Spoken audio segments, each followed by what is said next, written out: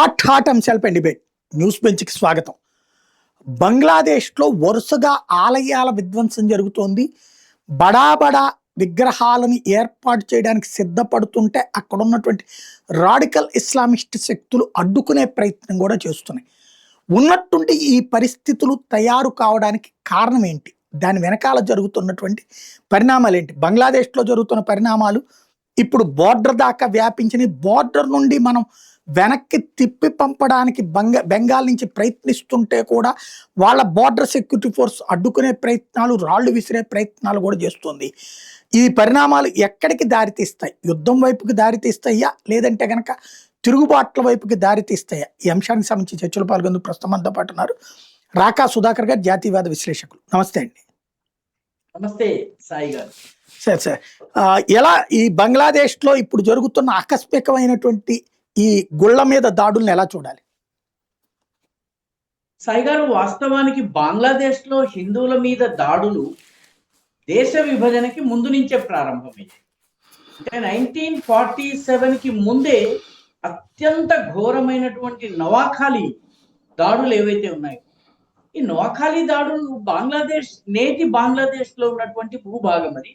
అప్పట్లో తూర్పు పాకిస్తాన్, ఇప్పుడు బంగ్లాదేశ్. కాబట్టి ముస్లిం మెజారిటీగా ఉన్నటువంటి అన్ని జిల్లాల్లో హిందువుల పైన దాడులు 1947 నుంచి కొనసాగుతూ వచ్చాయి. మధ్యలో 1971 ప్రాంతంలో 71 నుంచి 75, 76 వరకు హిందువులకి కొంత శాంతియుతమైనటువంటి పరిస్థితులు ఉన్నాయి. ఎందుకంటే షేక్ ముజిబుర్ రెహమాన్ చాలా దృఢమైనటువంటి నాయకుడు కావడము, భారతదేశంతో ఫ్రెండ్లీగా ఉండడం జరిగింది. కానీ ఆ తరువాత కానీ అంతకు ముందు కానీ హిందువుల పైన దాడి జరుగుతోంది. ఇది కొత్త పరిణామం కాదు సాయి. వాస్తవానికి హిందూ దేవాలయాల మీద దాడులు అనేవి కొత్తవి కావు. ఉదాహరణకి మనము అమ్మవారి 52 శక్తి పీఠాలు ఉన్నాయని చెప్పి మనం అష్టాదశ అని చెప్తారు. 52 శక్తి పీఠాలు ఉన్నాయి, 51 అంటారు. దీనిలో 2 శక్తి పీఠాలు బంగ్లాదేశ్ లో ఉన్నాయి. ఒకటి ఢాకాలో ఉన్నటువంటి ఢాకేశ్వరి, ఒకటి చట్టగ్రామ్ అంటే చిట్టగాంలో ఉన్నటువంటి చట్టేశ్వరి. ఇది కాకుండా రామ్నా అనే ప్రాంతంలో ఉన్నటువంటి కాళీబాడి, కాళీమాత మందిరం చాలా సుప్రసిద్ధమైంది. వీటన్నిటిని ధ్వంసం చేశారు సాయి గారు. ధ్వంసం చేసిన తర్వాత 1971లో ధ్వంసం చేశారు, పునర్నిర్మించారు, తరువాత ధ్వంసం చేశారు, పునర్నిర్మించారు. కాబట్టి హిందూ దేవాలయాల మీద, హిందూ మఠ మందిరాల మీద, హిందూ ఆస్తుల పైన, ఇళ్ల పైన, హిందువులు నడిపించే స్కూళ్ళు, వ్యాపారాల పైన భారీ ఎత్తున దాడులు జరగడం అనేది మొదటి నుంచి జరుగుతుంది. తాజాగా మనకి వార్తల్లోకి రావడానికి కారణం ఏంటంటే, కూచ్బిహార్ జిల్లాకి సరిహద్దుగా ఉన్నటువంటి రంపూర్ డివిజన్ లో ఉన్నటువంటి గాయబాంధా జిల్లాలో ఉన్న పలాష్బడి అనే గ్రామంలో అక్కడి ప్రజలు ఒక 80 అడుగుల ఎత్తైనటువంటి రాముడి విగ్రహాన్ని ఏర్పాటు చేశారు. అది ఇంకా పూర్తిగా నిర్మాణం కాలేదు, అర్ధ నిర్మాణ దశలో ఉంది. దానిని బంగ్లాదేశ్ లో ఉన్నటువంటి ఇస్లామిక్ శక్తులు ఏవైతే, మతోన్మాద శక్తులు ఏవైతే ఉన్నాయో ఇవన్నీ కూడాను అడ్డుకునేందుకు ప్రయత్నిస్తున్నారు. బంగ్లాదేశ్ కి చాలా సుదీర్ఘమైన మతోన్మాద, హింసోన్మాద చరిత్ర ఉంది. అందులో భాగంగానే వాళ్ళు దీన్ని ఆపేయాలన్నారు. ప్రస్తుతానికి నిర్మాణ పనులు ఆగి ఉన్నాయి. ఇది 80 అడుగుల ఎత్తైనటువంటి రాముల వారి విగ్రహం. బహుశా ఇంత ఎత్తైనటువంటి రాముల వారి విగ్రహం దక్షిణాసియాలో, అంటే భారత, బంగ్లాదేశ్, పాకిస్తాన్ ఈ 3 దేశాల్లో కూడా ఎక్కడా లేదు. శ్రీలంక, నేపాల్ అని కూడా కలుపుకున్నా కూడా ఇంత పెద్ద విగ్రహం లేదు. కాబట్టి ఈ విగ్రహాన్ని ఆపు చేసేటటువంటి ప్రయత్నం చేస్తున్నారు. నిజానికి బంగ్లాదేశ్ హిందువులు గుర్తుంచుకోవాల్సిన విషయం ఏంటంటే, ఆ దేశం పేరు ఇస్లామిక్ రిపబ్లిక్ ఆఫ్ బంగ్లాదేశ్. ఇక్కడ హిందువులు 2వ జాతి పౌరులు. కాబట్టి ఈ దాడులు నాకైతే పెద్దగా ఆశ్చర్యం కలిగించడం లేదు. గతంలో కూడాను అనేక మందిరాల పైన, మఠాల పైన, అక్కడ ఉన్నటువంటి సాధు సన్యాసుల పైన దాడులు జరిగినాయి, సజీవ దహనాలు జరిగినాయి. మీకు గుర్తుండే ఉంటుంది, 2024లో షేక్ హసీనా వెళ్ళిపోయిన తరువాత, దేశం వదిలి పారిపోయిన తర్వాత హిందువులకి నాయకత్వం వహిస్తున్నటువంటి చిన్మయ్ కృష్ణ దాస్ అనేటటువంటి ఇస్కాన్కి చెందినటువంటి యువ సన్యాసిని అరెస్ట్ చేశారు. ఆయనని అరెస్ట్ చేసి 600 రోజులు అవుతున్నది సాయి గారు. ఇప్పటి వరకు ఆయనకి బెయిల్ దొరకలేదు. ఆయన్ని ఒక కేసు తర్వాత ఇంకొక కేసు, ఒక జైలు తర్వాత ఇంకొక జైలుకి తీసుకెళ్తున్నారు. ఆయనకి బెయిల్ లభించలేదు. ఆయనని గత 600 రోజులలో బహిరంగంగా ప్రజలు చూసింది లేదు. కాబట్టి బంగ్లాదేశ్లో ఈ హిందూ వ్యతిరేక దాడులకి ఒక సుదీర్ఘమైన చరిత్ర ఉంది. ఆ సుదీర్ఘ చరిత్రలో భాగంగానే ఈ తాజాగా ఈ 80 అడుగుల రామ శ్రీరామచంద్రుని యొక్క విగ్రహ నిర్మాణాన్ని వ్యతిరేకించడం జరుగుతుంది సాయి గారు. అంటే వాళ్ళకి పర్టికులర్గా హిందూ సమాజం ఒక యునైట్ అయ్యి ఇక్కడ ఉందనుకోండి, ముస్లింలకి చిన్న సమస్య వస్తే చాలు మొత్తం అందరూ కూడా పోగవుతారు. ఈవెన్ అన్ని రాజకీయ పార్టీలు కూడా వాళ్ళకి అండగా నిలబడతాయి కదా. అలాగే క్రిస్టియన్స్కి సంబంధించి ఏదన్నా జరగకపోయిన ఇన్సిడెంట్ కూడా జరిగిందని ఇక్కడ వాళ్ళకి అండగా నిలబడతారు కదా. అక్కడ ఏమీ ఉండదు అట్లాగా. అక్కడ వాస్తవానికి హిందువుల మధ్య బెంగాలీ హిందువుల మధ్య ఐక్యత చాలా కష్టం సాయి గారు. ఎందుకంటే బెంగాలీ హిందువులు, అక్కడ ఉన్నటువంటి హిందువులు లీడర్లెస్. గుర్తుంచుకోవాల్సిన విషయం ఏంటంటే, బెంగాల్లో ఉన్నటువంటి కాస్త చదువుకున్నటువంటి విద్యాధికులైనటువంటి ఆస్తిపాస్తులు ఉన్నటువంటి వాళ్ళు చాలా మంది దేశ విభజన సమయంలో ఇటు వచ్చేసారు, మన పశ్చిమ బెంగాల్లోకి వచ్చేసారు. గమనించాల్సిన విషయం ఏంటంటే, పశ్చిమ బెంగాల్లో 1947 తరువాత మిగిలిన పశ్చిమ బెంగాల్, మన దేశంతో మిగిలిన బెంగాల్ ఏదైతే ఉందో దాని జనసాంద్రత హఠాత్తుగా 2.5 టైమ్స్ పెరిగింది. అంటే ఇదివరకు ఒక వ్యక్తి ఉంటే ఇప్పుడు 3.5 మంది వ్యక్తులు ఉన్నట్టు అయింది. జనసాంద్రత ఆ మేరకు పెరిగింది. అంటే అక్కడి నుంచి కొంత ఆస్తి ఉన్నవాళ్ళు, కొంత సంపద ఉన్నవాళ్ళు, కొంత ఏదో రకంగా అక్కడి నుంచి షిఫ్ట్ కాగలిగినటువంటి వాళ్ళు వచ్చేసారు. అక్కడ ఆస్తుల్ని అమ్ముకోగలిగి కొందరు వచ్చారు, అమ్ముకోలేకపోతే ఇక్కడికి వచ్చి శరణార్థులుగా ఉండి ఆస్తిపాస్తులు సంపాదించుకున్న వాళ్ళు కొందరు ఉన్నారు. కానీ బంగ్లాదేశ్లో మిగిలిపోయింది అందరూ కూడా షెడ్యూల్డ్ కులాలకు చెందినటువంటి వాళ్ళు. నమశూద్రో, మటువా, కేవట్, ఇటువంటి జాతికి చెందినటువంటి వాళ్ళు వీళ్ళందరూ ఉన్నారు. దీనికి 2 ప్రధానమైనటువంటి కారణాలు ఉన్నాయి. వీళ్ళకు ఒక నాయకుడు ఉండేవాడు, అతని పేరు జోగేంద్రనాథ్ మండల్. ఈ జోగేంద్రనాథ్ మండల్ ముస్లింలతోటి మనము పొత్తు పెట్టుకున్నాం కాబట్టి ముస్లింలు దళితులు ఒకటి, జై భీమ్ జై భీమ్ ఈ రోజు కొత్తగా రాలేదు, ఆ రోజు కూడా ఉంది. కాబట్టి ముస్లింలు మన మిత్రులు అని చెప్పేసేసి బంగ్లాదేశీ షెడ్యూల్డ్ కులాలకు చెందినటువంటి బంగ్లాదేశ్లో ఉన్న హిందువుల్ని వెళ్ళొద్దాం, ఉండిపోండి అన్నారు. ఆయనను నమ్మి ప్రజలు ఉండిపోయారు. జోగేంద్రనాథ్ మండల్ పాకిస్తాన్ యొక్క మొట్టమొదటి లా మినిస్టర్. ఆ రాజ్యాంగ నిర్మాణంలో ఆయన చాలా కీలక పాత్ర. కానీ తరువాత ఎప్పుడైతే దాడులు ప్రారంభమయ్యాయో ఆయన అప్పటి రాజధాని కరాచీకి వెళ్ళి మొరపెట్టుకుంటే, పాకిస్తాన్లో ఇలాగే ఉంటుంది, నీకు ఇష్టం ఉంటే ఉండు లేకపోతే పొమ్మంటే ఆయన ఉన్నవాడు ఉన్న పడాన కలకత్తాకు వచ్చి ఆయన బాగుపడిపోయారు. కానీ ఆయనని నమ్మినటువంటి షెడ్యూల్డ్ కులాల వాళ్ళు అక్కడ ఉన్నారు. ఒకటి విద్య లేదు, రెండవది వెనకబాటుతనం ఉంది, ఆస్తులు లేవు, దేవాలయాలు అవి ఉన్నాయి కానీ నాయకత్వం లేదు. హిందూ నాయకత్వం అనేది లేదు. కానీ ఉన్న వాళ్ళలో కొంత చదువుకుని తరువాత యూనివర్సిటీ ప్రొఫెసర్లు, డాక్టర్లు ఇటువంటి ఉన్నత పదవుల్లో వెళ్ళారు కొందరు. 1971 టైంలో ఆపరేషన్ సర్చ్ లైట్ అని పాకిస్తాన్ ప్రభుత్వము తూర్పు పాకిస్తాన్లో నరసంహారం చేసింది. దానిలో ప్రత్యేకంగా టార్గెట్ చేసింది బంగ్లాదేశీ హిందూ మేధావులు, డాక్టర్లు, లాయర్లు, ప్రొఫెసర్లు, ఈ రకంగా ఉన్నటువంటి వాళ్ళందరినీ కూడా హతం చేశారు. పర్యవసానంగా వీళ్ళకి హిందూ ఫోర్సెస్ కి లీడర్షిప్ లేదు, మతపరమైనటువంటి లీడర్షిప్ కూడా లేదు. దాంతో హిందువుల్లో అక్కడ ఐక్యత రావడం కష్టము. పాపం ఉన్న గ్రామాల్లో వాళ్ళు తమ హిందువులు మెజారిటీగా ఉన్న గ్రామంలో ఇప్పటికీ వాళ్ళు తమ పద్ధతిలో జీవిస్తూ ఉంటారు. కానీ బజార్లోకి వెళ్ళినా, ఢాకాకి వెళ్ళినా కూడాను బొట్టు పెట్టుకున్నా, లేకపోతే చీర కట్టుకున్నా, బుర్ఖా వేసుకోకపోయినా వాళ్ళపైన దాడులు జరుగుతుంటాయి. ముఖ్యంగా చిటగాంగ్ యొక్క గిరిజన ప్రాంతంలో ఉన్నటువంటి గిరిజనులు, బౌద్ధులు, వాళ్ళు చక్మాలు అంటారు వాళ్ళని, ప్రధానంగా చక్మాస్ ఉంటారు. ఈ చక్మా అమ్మాయిలు కూడా బుర్ఖా వేసుకోకుండా వస్తే ఢాకా నగరంలో, చిటగాంగ్ నగరంలో వాళ్ళపైన దాడులు జరుగుతాయి. కాబట్టి ఇవి ఆ, మతోన్మాదము తలకెక్కినటువంటి శక్తులు అక్కడ హిందువుల పైన దాడి చేస్తున్నాయి. హిందువులు నిస్సహాయం. బజార్లో దుకాణం పెట్టుకుంటాడు, చిన్న దుకాణం ఉంటుంది, ఆ ఊర్లో ఉండేటటువంటి హిందూ జనాభా మధ్యనే దుకాణం నడుపుకుంటాడు. పెద్ద దుకాణం పెట్టుకోవడానికి అతను వచ్చి మెయిన్ రోడ్లో దుకాణం నడపడం ఇవి సాధ్యం కానటువంటి విషయాలు. కొద్దిమంది కాస్త లాయర్లు, డాక్టర్లు, ఈ రకంగా ఉన్న వాళ్ళు, ఒకళ్ళు ఇద్దరు క్రికెట్ మ్యాచ్ల్లో కాస్త మంచి పొజిషన్ లో ఉన్న వాళ్ళు, యూనివర్సిటీలో ఉన్న వాళ్ళు ఉన్నారు. కానీ అత్యధిక మేధావి వర్గాన్ని ఊచకోత పోశారు. దాంతో ఈ హిందూ సొసైటీ లీడర్లెస్ అయింది. చాలా చోట్ల వాళ్ళు నిలబడి పోరాడేటటువంటి పరిస్థితులు. ఇప్పటికి కూడా బంగ్లాదేశ్ లో 8%, అంటే దాదాపుగా 1,40,00,000 మంది హిందువులు ఉన్నారు. కానీ వీళ్ళందరూ ఒక చోట లేరు సాయి. వీళ్ళందరూ కూడా పలానా గ్రామంలో 6 ఇళ్ళు ఉన్నాయి, ఈ గ్రామంలో 8 ఇళ్ళు ఉన్నాయి, పలానా ఒక 2 ఊళ్ళు హిందువుల ఊళ్ళు ఈ రకంగా ఉన్నాయి. సరిహద్దు ప్రాంతంలో ముఖ్యంగా ఈ రంపూర్ సబ్ డివిజన్ లో హిందువుల జనాభా ఎక్కువ ఉంది. ఖుల్నా ప్రాంతంలో హిందువుల జనాభా ఎక్కువ ఉంది.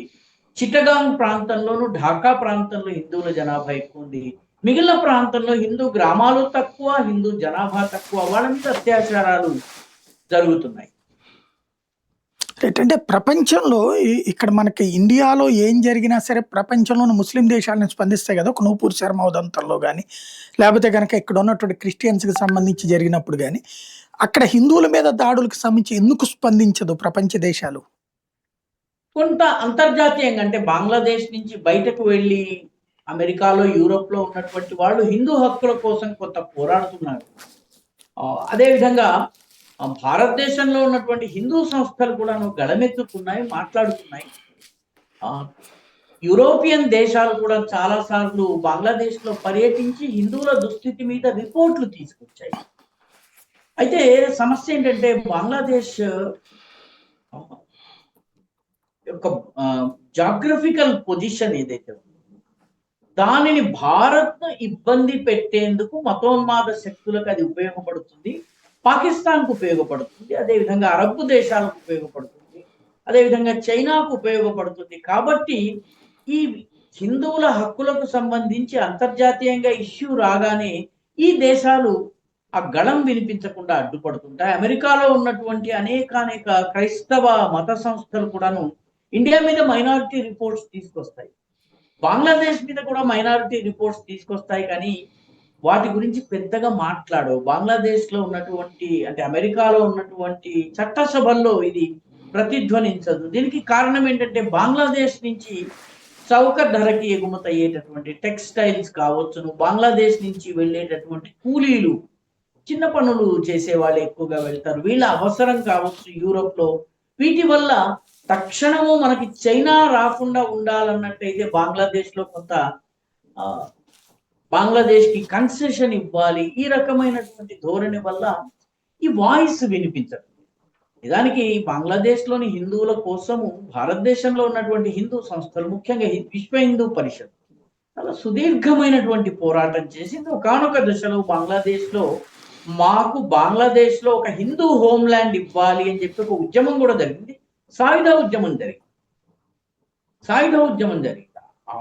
ఆల్మోస్ట్ సైన్యము ఇదంతా కూడాను వాళ్ళకు చిన్నపాటి సైన్యాన్ని తయారు చేసుకుని పోరాడారు. కానీ ఆ ఉద్యమాన్ని ప్రభుత్వము నిషేధించడమే కాకుండా పూర్తిగా అణిచివేసింది. కాబట్టి బంగ్లాదేశీ హిందువుల గురించి మాట్లాడటం అనేది అంతర్జాతీయ వేదికల మీద బాగా తక్కువగా ఉంది సాయి గారు. క్రైస్తవ లాబీ పవర్ఫుల్. అందుకే బంగ్లాదేశ్ లో క్రైస్తవుల మీద దాడి జరిగితే చాలా పెద్ద ఎత్తున అంతర్జాతీయంగా స్పందన వస్తుంది. భారతదేశంలో ముస్లింల పైన దాడి జరిగితే అమెరికా, యూరోప్, ఇస్లామిక్ దేశాలు ఇవన్నీ స్పందిస్తాయి. హిందువుల గురించి స్పందించేటటువంటి దేశాలు లేవు. దురదృష్టవశాత్తు 2014 వరకు మన ప్రభుత్వాలు కూడా వాళ్ళ గురించి మాట్లాడేవి. 2014 నుంచే కొంత కాకపోతే కొంత మనం మాట్లాడడం, హిందువుల రక్షణ గురించి మాట్లాడటము. ప్రధానమంత్రి మోదీ వెళ్ళి ఢాకాలో ఉన్నటువంటి చట్టేశ్వరి మందిరానికి, ఢాకేశ్వరి మందిరానికి, చట్టగ్రాంలో ఉన్న చట్టేశ్వరి, ఢాకాలో ఉన్న ఢాకేశ్వరి, రామ్నా కాళీబారి వీటన్నిటిని కూడా దర్శించి రావడం, ఇస్కాన్ వాళ్ళతోటి కాంటాక్ట్ పెట్టడం, ఇదంతా మోదీ వచ్చాక జరిగింది. అంతకుముందు అది కూడా మాట్లాడేవాడు లేదు సాయి. రైట్. ఇప్పుడు సరిహద్దుల్లో జరుగుతున్నటువంటిది ఎస్పెషల్లీ బెంగాల్ దగ్గర నుంచి ఐడెంటిఫై చేస్తున్నారు. అటు పక్కన కంచె వేయడానికి అడ్డుపడుతూ రోజు రాళ్ల దాడులు లాంటి చేస్తూ ఇంకో పక్కన మన బైఎస్ఎఫ్ వాళ్ళకి వార్నింగ్లు ఇస్తున్న పరిణామాలు ఉన్నాయి కదా, దీనికి పరిష్కారం ఏంటి? వాస్తవానికి బార్డర్ గార్డ్స్ బంగ్లాదేశ్ కి ఆ, బంగ్లాదేశ్ తరఫున ఏదైతే సరిహద్దు రక్షణ దళం ఉందో దాని పేరు బార్డర్ గార్డ్స్ బంగ్లాదేశ్. మన వైపు ఉన్నటువంటి బిఎస్ఎఫ్ కి చాలా కాలం వరకు 2014 2015 వరకు కూడా బంగ్లాదేశ్ నుంచి ఏదన్నా రెచ్చగొట్టేటటువంటి సంఘటన జరిగినా కూడాను స్పందించరాదు అన్నటువంటి ఆదేశాలు, స్పందించడానికి వీల్లేదు. కాబట్టి ఆయుధాలు వాడాలన్నా కూడాను కేంద్ర ప్రభుత్వం నుంచి అనుమతి తీసుకోవలసి వచ్చేది. 2001లో ఒక సంఘటన జరిగింది సాయి గారు, బహుశా ఈ తరానికి తెలియని కూడా తెలియదు. మేఘాలయ బంగ్లాదేశ్ సరిహద్దులో పిరిడ్వా అనే ఒక గ్రామం ఉంది. ఆ పిరిడ్వా అనే గ్రామంలో బంగ్లాదేశీ ప్రజలు, బంగ్లాదేశీ రైఫిల్స్, అప్పట్లో బంగ్లాదేశీ రైఫిల్స్ అనేవాళ్ళు, అంటే వాళ్ళ సరిహద్దు భద్రత, వీళ్ళు చుట్టుముట్టి 18 మంది బిఎస్ఎఫ్ జవాన్లను ఊచకోత కూర్చారు. పులుల్ని జంతువుల్ని చంపేసిన తర్వాత కట్టెకి తలకిందులుగా వేలాడదీసి తీసుకెళ్ళినట్టుగా మన సైనికుల్ని తీసుకెళ్లి వాళ్ళ దగ్గర ఉంచిన తర్వాత అప్పటి భారత ప్రభుత్వం బతిమలాడుకుని పరిస్థితిని మామూలుకు తీసుకొచ్చి మన శవాల్ని మనం తెచ్చుకోగలిగాం. కాబట్టి ఇన్నాళ్ళు అసలు రియాక్షన్ అనేది 2014-15 నుంచి మనము కాస్త కఠినంగా ఉండడం మొదలైంది. అయితే అయినప్పటికీ కూడాను 2011 నుంచి వచ్చినటువంటి తృణమూల్ కాంగ్రెస్ అటువైపు ఉన్నటువంటి వాళ్ళతో కుమ్మక్కు కావడం వల్ల సరిహద్దు నుంచి చొరబాటు జరగడము, స్మగ్లింగ్ జరగడము, నేరగాళ్లు అటు నుంచి ఇటు రావడము, బాంబులు తయారు చేయటము, అక్కడి ఉగ్రవాద సంస్థలకి మన దేశంలో ఆశ్రయం లభించటము, బిఎస్ఎఫ్ కంచె నిర్మాణం చేస్తానంటే కూడాను దానికి భూమిని ఇవ్వకపో, ఇవన్నీ కూడాను తృణమూల్ కాంగ్రెస్ ప్రభుత్వం చేసింది. ఈ భూమి కేటాయింపు ఇవన్నీ కూడాను రాష్ట్ర ప్రభుత్వానికి చెందినటువంటి విషయాలు కాబట్టి నరేంద్ర మోదీ ప్రభుత్వము 2026 వరకు ఓపిక పడుతుంది. 2026 తరువాత అంటే ఈ మొన్నటి మే 4 తరువాత 2 మార్పులు వచ్చినాయి సాయి. మొట్టమొదటిది, వాళ్ళు కాల్పులు జరిపే అవకాశం ఇవ్వకండి, ముందు మీరే ప్రొయాక్టివ్ గా అవసరమైతే కాల్పులు. సో ఇప్పుడు భారతదేశానికి చెందినటువంటి బిఎస్ఎఫ్ తుపాకీ గురి పెడుతోంది. కొంత మాట వినని మొండిగా ఎవరన్నా వ్యవహరిస్తే వాళ్ళ కాళ్ల మీద కాల్పులు జరుగుతోంది. త్రిపురలో 3 మరణించారు. ఆ రకంగా ఇష్టారాజ్యంగా చొరబాటు చేసే ప్రయత్నం చేసే 2 ముగ్గురిని చంపేసరికి ఈ చొరబడడానికి ప్రయత్నించే వాళ్ళలో ఒక భయం వచ్చింది ఒకటి. రెండవది, కంచె నిర్మాణం కి మమతా బెనర్జీ సహకరించలేదు. మేఘాలయలో కూడా 1-2 ప్లేసెస్ లో కంచె నిర్మాణానికి ఇబ్బందులు ఉన్నాయి. ఎందుకంటే కంచె నిర్మాణము 0 పాయింట్ నుంచి 150 మీటర్ల లోపున మనం నిర్మించుకోవాలి. బంగ్లాదేశ్ వైపు కంచె ఏమీ లేదు, కేవలము 2 అడుగుల పొడవు 4 అడుగుల వెడల్పు ఉన్నటువంటి త్రికోణాకారపు దిమ్మెలు మాత్రమే ఉంటాయి. వాటి మీద బార్డర్ స్టోన్ నంబర్ వేసి ఉంటుంది. ఇటు బంగ్లాదేశ్ అని ఇటు భారత్ అని రాసి ఉంటుంది. అదే సరిహద్దు ఇంత వరకు. కాబట్టి మనం కంచె నిర్మాణం చేసాం. ఇంకొక 500 కిలోమీటర్ల కంచె నిర్మాణం కావాల్సింది. అన్ని చోట్ల కూడా ఈ 150 మీటర్ రూల్ ని పాటించడానికి వీల్లేదు. కాబట్టి కొన్ని చోట్ల 0 పాయింట్ మీద మనము బార్డర్ ని నిర్మాణం చేస్తున్నాం. దానికి బంగ్లాదేశ్ అభ్యంతర పెడుతుంది. మూడవ ముఖ్యమైనటువంటి సమస్య ఏంటంటే బంగ్లాదేశ్ నుంచి వస్తున్న వాడు లీగల్ గా రావడం. ఉదాహరణకి పాకిస్తాన్ నుంచి వచ్చేవాడు పాస్పోర్ట్ తీసుకుని వస్తాడు. పాస్పోర్ట్ దాటిన తర్వాత కూడా ఇక్కడ జనంలో కలిసి ఉండిపోతాడు. 5 ఏళ్లకో 10 ఏళ్లకో 20 ఏళ్లకో పట్టుబడతాడు. వాడిని మనం పాకిస్తాన్కి పంపిస్తాం. బంగ్లాదేశ్ నుంచి వస్తున్నవాడు అక్రమంగా వస్తున్నాడు. అక్కడ ఒక ఏజెన్సీ ఉంటుంది, వాడికి కొంత డబ్బు ఇస్తాడు, వాడు రాత్రిపూట సరిహద్దు దాటిస్తాడు. అక్కడ ఉన్నటువంటి బార్డర్ గార్డ్స్ బంగ్లాదేశ్ సహకరిస్తాయి, ఇటు ఉన్నటువంటి బిఎస్ఎఫ్ లో ఉన్నటువంటి లంచగొండులు సహకరిస్తారు. వాడు ఒక్కసారి ఇటువైపు వచ్చిన తర్వాత వాడికి మన దగ్గర ఉన్నటువంటి కుహనా సెక్యులర్ పార్టీలు, Aadhaar, voter list, ration card, ఆ తర్వాత రకరకాల సంక్షేమ పథకాల్లో లబ్ధిదారులుగా వాళ్ళని చేర్చడము, ఇవన్నీ చేసేస్తే తృణమూల్ కాంగ్రెస్ కమ్యూనిస్ట్ పార్టీలోనో మెంబర్షిప్ ఇచ్చేస్తాయి. దాని తరువాత వీళ్ళని మళ్ళీ బంగ్లాదేశ్ కి పంపించాలన్నట్టయితే బంగ్లాదేశీ పౌరులని చెప్పే ఏ ఆధారము వాళ్ళ దగ్గర ఉండదు, కానీ భారతీయ పౌరులను చూపించుకునేందుకు చాలా ఆధారాలు. కాబట్టి ఇంతకాలము ఉన్నటువంటి కుహనా సెక్యులర్ ప్రభుత్వాలు వెనక్కి పంపడానికి రెండు దేశాల మధ్య ఒక మెకానిజం ఉంది. మనము బంగ్లాదేశ్ కి ఈ వ్యక్తులు బంగ్లాదేశీలు, మీరు వీళ్ళని పరిశీలించి మీ వాళ్ళు కాబట్టి ఇవి తీసుకోండి అని అంటే 5 ఏళ్ళు 6 ఏళ్ళు 10 ఏళ్ళు 15 ఏళ్ళు వాళ్ళు దర్యాప్తు చేసి వాడు అవునా కాదా తేలుస్తారు. అవును అంటే తీసుకుంటారు. 2852 అప్లికేషన్స్ సాయి గారు ఇప్పటికీ గత 15 సంవత్సరాలుగా పెండింగ్ లో ఉన్నాయి. అంటే బంగ్లాదేశ్ కి తీసుకునే ఉద్దేశం లేదు. ఇన్నాళ్ళు ఉన్న ప్రభుత్వాలు వీళ్ళని ఓటు బ్యాంకుగా వాడు. ఇప్పుడు వచ్చినటువంటి బీజేపీ ప్రభుత్వం వీళ్ళని పంపే విషయంలో చాలా దృఢంగా వ్యవహరిస్తోంది. ఉదాహరణకి స్పెషల్ ఇంటెన్సివ్ రివిజన్ సమయంలో 2002లో లేకుండా ఇప్పుడు వచ్చినటువంటి వాడు 50 ఏళ్ల వాడు, 60 ఏళ్ల వాడు, 40 ఏళ్ల వాడు అంటే 20 ఏళ్లలో 40 ఏళ్ళు ఎవరికి రావు కదా. అలాంటి వాళ్ళని గుర్తించి వాళ్ళ ఐరిస్ ఇమేజెస్ సేకరించి వాళ్ళని విదేశీయులుగా గుర్తించి డిటెన్షన్ సెంటర్లకి తీసుకెళ్తోంది. వాళ్ళకి అన్ని రకాల ప్రభుత్వ సదుపాయాల్ని కట్ చేస్తోంది. వాళ్ళు ఇంకా ఇక్కడ ఎలాంటి లాభం లేదు కాబట్టి వాళ్ళు బంగ్లాదేశ్ కి వెళ్ళాలని ప్రయత్నిస్తుంటే బంగ్లాదేశ్ యొక్క బార్డర్ సెక్యూరిటీ ఫోర్స్, దాన్ని బార్డర్ గార్డ్స్ బంగ్లాదేశ్ అంటారు. ఇది వరకు బంగ్లాదేశ్ రైఫిల్స్ అని ఉండేది. ఈ బార్డర్ గార్డ్స్ బంగ్లాదేశ్ వాళ్ళని తీసుకోవడానికి నిరాకరిస్తుంది. దాంతో మన అక్కడ ఉన్నటువంటి వ్యవస్థలో కూడాను పంపవలసిన పద్ధతిలో వాళ్ళని సరిహద్దు దాటించి తోసేస్తుంది. ఇదంతా అనఫీషియల్ గా జరుగుతుంది. వీళ్ళను రాత్రి లోపల వీళ్ళు వెళ్ళిపోయారు, లేకపోతే వీళ్ళు 0 పాయింట్ మీద ఉన్నారు. బంగ్లాదేశ్ తీసుకోదు, భారత్ రానివ్వదు, వాళ్ళు 0 పాయింట్ మీద ఉన్నారు. అలాంటి ఇమేజెస్ ని బంగ్లాదేశ్ తీసుకుని ఆ ఇమేజెస్ మీరు కనుక జాగ్రత్తగా ఈ వీడియోస్ ఏవైతే వస్తున్నాయో జాగ్రత్తగా చూడండి సార్. పెద్ద మనకి తెలివితేటలు అవసరం లేదు. ఇటువైపు ఉన్నటువంటి బంగ్లాదేశ్ బార్డర్ గార్డ్స్ వాళ్ళని భారతదేశంలోకి తోసే ప్రయత్నం చేస్తారు. వాళ్ళు 2 అడుగులు వెళ్తే భారతదేశానికి చెందినటువంటి బార్డర్ గార్డ్స్ వాళ్ళని వెనక్కి పంపిస్తారు. వీళ్లను లోపలికి రానివ్వకుండా బార్డర్ గార్డ్స్ బంగ్లాదేశ్ కి సహాయం చేసేందుకు కట్టెలు, కటార్లు, కత్తులు, రాళ్లు పుచ్చుకుని మూకలు వెనక నిలబడి ఉన్నాయి. ఈ ఫోటోలు ఎటువైపు నుంచి తీస్తున్నారు మీరు జాగ్రత్తగా గమనించండి. అల్లరి చేసే వాళ్ళ వైపు, చేసే వాళ్ళ ముఖం వైపు కనుక తీశారనుకోండి అది భారతదేశం నుంచి తీసినారు.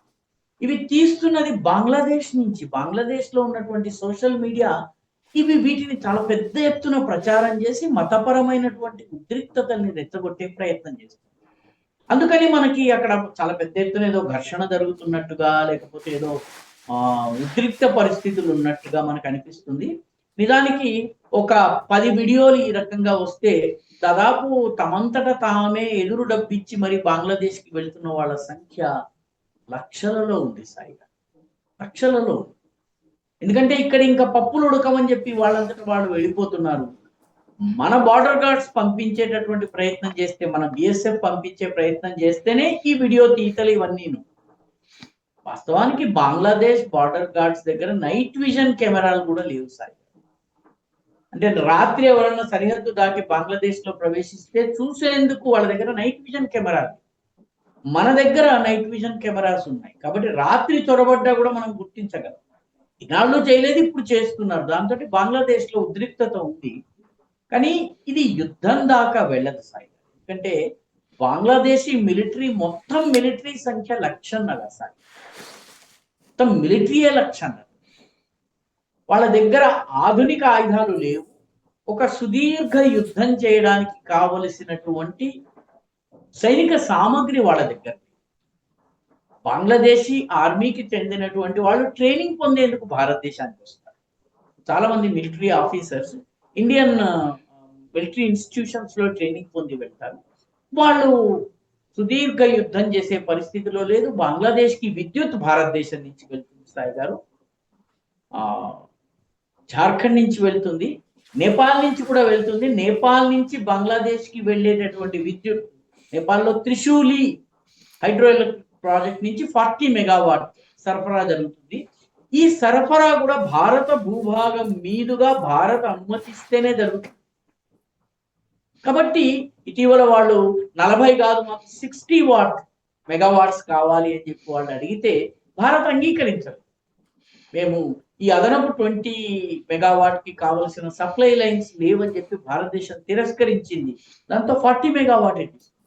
బంగ్లాదేశ్ కి కావలసిన అన్ని వస్తువులు భారత్ నుంచి 4096 కిలోమీటర్ల సరిహద్దు. బంగ్లాదేశ్ కి 2 దేశాలతో సరిహద్దు. 4096 కిలోమీటర్లు భారతదేశంతో, ఒక 150 కిలోమీటర్లు మ్యాన్మార్లో అటువైపు అంతా యుద్ధమే జరుగుతుంది. పర్యవసానంగా ఏ సహాయం కావాలన్నా, వరదొస్తే సహాయం కావాలన్నా, భూకంపం వస్తే సహాయం కావాలన్నా, ఆహార దినుసులు కావాలన్నా వాళ్లకు భారతదేశమే దిక్కు. కాబట్టి బంగ్లాదేశ్ యుద్ధం చేసే స్థితిలో లేదు.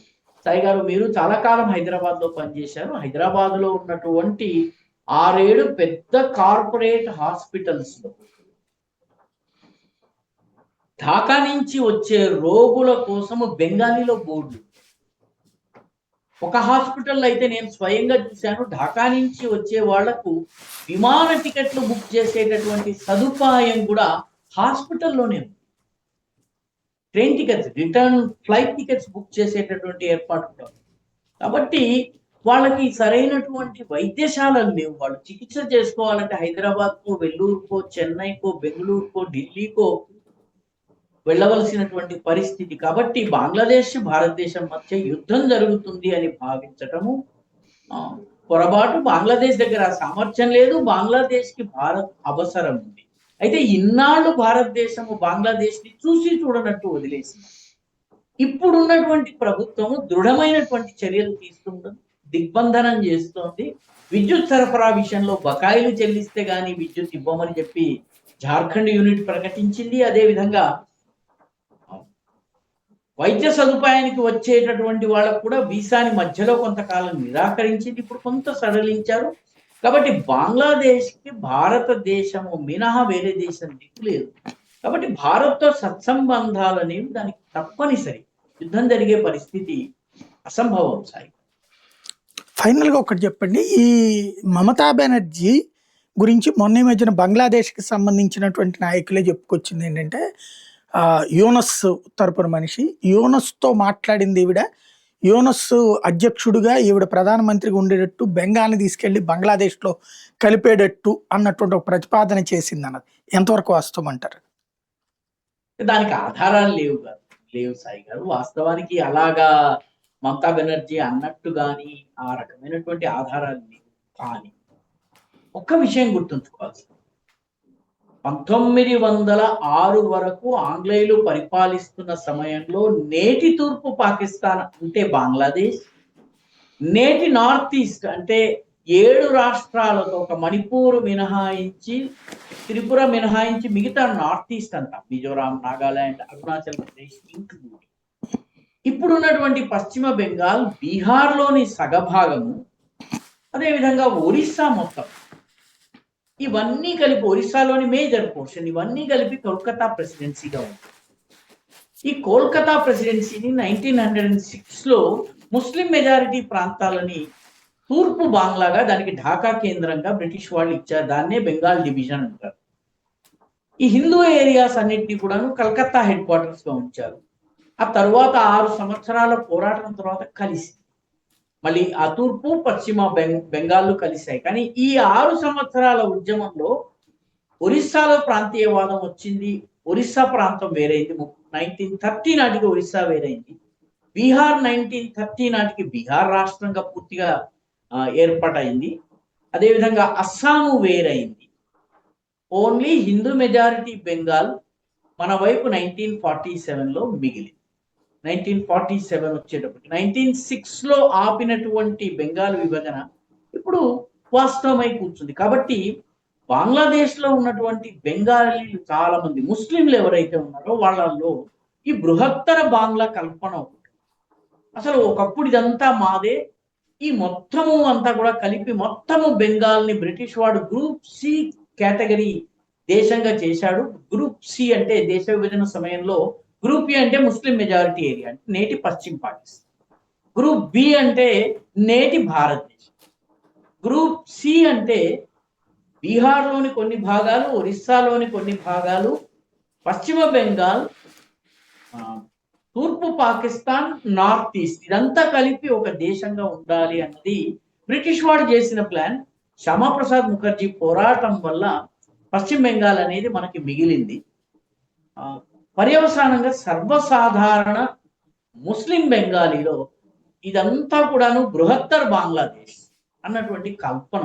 కొందరు మేధావులు అయితే మా జనాభా ఎక్కువ, భూమి తక్కువ కాబట్టి మాకు లెబెన్స్ట్రామ్, ఇది ఒక జర్మన్ వర్డ్, మాకు లెబెన్స్ట్రామ్ కావాలి అంటారు. ఈ జర్మన్ వర్డ్ అర్థం ఏంటంటే లివింగ్ స్పేస్. అంటే మాకు జనాభా ఎక్కువగా, చీమలు పుట్టలు పెట్టినట్టుగా జనాభా ఉంది, మాకు భూమి తక్కువ కాబట్టి మేము బెంగాల్లోకి వెళ్ళాలి, బీహార్లోకి వెళ్ళాలి, ఢిల్లీ దాకా వెళ్ళాలి, ఎక్కడెక్కడ మేము వెళ్తే అదంతా మాదే అన్నటువంటిది. దీన్ని లివింగ్ స్పేస్ థియరీ అంటారు. మొట్టమొదట లివింగ్ స్పేస్ థియరీని ప్రకటించిన వ్యక్తి అడాల్ఫ్ హిట్లర్. జర్మనీ ఎందుకు మొత్తం యూరోప్ను ఆక్రమించింది అంటే మా ప్రజలకి లివింగ్ స్పేస్ కావాలి, లెబెన్స్ట్రామ్ కావాలన్నారు. బంగ్లాదేశ్ మేధావులు చాలా మంది లెబెన్స్ట్రామ్ గురించి మాట్లాడారు. తమాషా.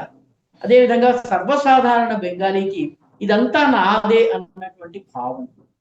కాబట్టి ఇప్పుడు కూడా చాలా మంది మేమందరము కలిసి వచ్చినట్లయితే మీరు మొత్తము హిందువులు పోరాడలేరు, సర్వసాధారణ ముస్లిం, పాకిస్తాన్ కావచ్చును, బంగ్లాదేశ్ కావచ్చు, వీళ్ళ మనసులో ఉన్న భావన ఏంటంటే హిందూ కెనాట్ ఫైట్.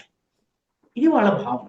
పాకిస్తాన్లో కూడాను బొమ్మన్ బ్రాహ్మణులను వ్యాపారులు, బొమ్మన్ లాలా అంటాడు పంజాబీ వాడు, ఈ దుకాణాల్లో కూర్చునే లాలాలు, ఈ బ్రాహ్మణులు వీళ్ళే యుద్ధం చేస్తారన్నారు.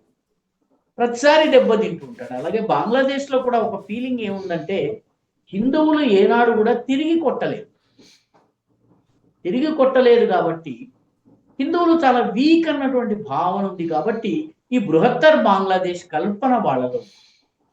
అయితే మమతా బెనర్జీ స్వయంగా అన్నట్టు గాని, ఆ రకంగా యూనుస్కి మమతా బెనర్జీకి సమావేశం జరిగినట్టు కానీ మనకి ఎక్కడ దాఖలాలు లేవు. లేనిది మనం అనకూడదు. కానీ సర్వసాధారణ బంగ్లాదేశీ ముస్లింలలో, సరిహద్దు ప్రాంతాల్లో మన వైపు ఉన్నటువంటి ముస్లింలలో కూడాను చాలా మందికి బృహత్తర్ బంగ్లా కావాలన్నటువంటి కోరిక. చారిత్రకంగా కూడా సాయి గారు కొంత లెంది అవుతుంది, క్షమించండి. పర్లేదు. ఆగస్టు 18 వరకు మాల్దా, ముర్షిదాబాద్, ఫరక్కా ఈ ఏరియాస్ ఏవైతే ఉన్నాయో ఈ ఏరియాస్ లో పాకిస్తాన్ జెండా ఎగిరింది. చాలా మందికి తెలియని విషయం ఏంటంటే మాల్దా, ముర్షిదాబాద్, 24 పరగణ, ఫరక్కా ఈ ప్రాంతాలన్నిట్లో కూడా 18th ఆగస్టు 1947 వరకు పాకిస్తాన్ జెండాలు ఎగిరింది. ఆ తరువాత వాళ్ళకి అర్థమైంది మనం ఇండియాలో ఉన్నామని, అప్పుడు త్రివర్ణ పతాకాల్ని వాళ్ళు ఎగరేశారు. కాబట్టి మనసు బంగ్లాదేశ్ తో మనువు అయిపోయింది వాళ్ళకి, బృహత్తర్ బంగ్లాదేశ్. అందుకనే చాలా ఈ 4 జిల్లాల్లో కూడాను చాలా చోట్ల ఆగస్టు 15 జరపరు, ఆగస్టు 18 జరుపుతారు హిందువులు. ఎందుకంటే ఆ రోజే వాళ్ళు వాస్తవంగా స్వాతంత్రం పొందారు. మనం హైదరాబాద్ లిబరేషన్ సెప్టెంబర్ 17 ఎలా చేస్తామో అలాగే 18th ఆగస్టున చాలా ఊళ్ళలో త్రివర్ణ పతాకాన్ని ఎగరేస్తారు. ఎందుకంటే 18th వరకు కూడా అది బంగ్లాదేశ్ అని, హిందువుల పైన దాడులు జరిగిన, ఊచకోత జరిగింది. 18th అది భారతదేశం అని తేలిన తర్వాత బంగ్లాదేశ్ ఎవరైతే ముస్లిం దురాక్రమణదారులు ఉన్నారో వారు పారిపోయారు చాలా చోట్ల. అప్పుడు మళ్ళీ త్రివర్ణ పతాకాలు ఎగిరాయి. కాబట్టి బంగ్లాదేశీ ముస్లింల మనసులో బృహత్తర్ బంగ్లా కల్పన. మన దేశంలో మన వైపు ఉన్నటువంటి వాళ్ళలో కూడా కొంతమందిలో ఈ భావన ఉంది, మనమంతా ఒకటే అన్నటువంటి భావన ఉంది, మనదే ఈ రాజ్యం అంతా అన్నటువంటి భావన. కానీ మమతా బెనర్జీ ఇలా చేసింది అని నేనైతే అనుకోను. ఎటువంటి ఆధారం కూడా లేదు. ఆ రకమైనటువంటి ఆధారం ఉంటే అప్పుడు మాట్లాడవచ్చు. థ్యాంక్ యూ వెరీ మచ్ అండి. ఇది పరిస్థితి. బంగ్లాదేశ్లో జరుగుతున్నటువంటి వివాదాల వెనకాల ఒక చారిత్రక వాస్తవం ఉంది. కాకపోతే ప్రజలలో మార్పు రాకపోతే కనుక, హిందువుల్లో చైతన్యం రాకపోతే కనుక, ప్రపంచమంతా ఎక్స్‌ప్లెయిన్ చేయలేకపోతే కనుక ఇలాంటి పరిస్థితులు పునరావృతం అవుతుంటాయి.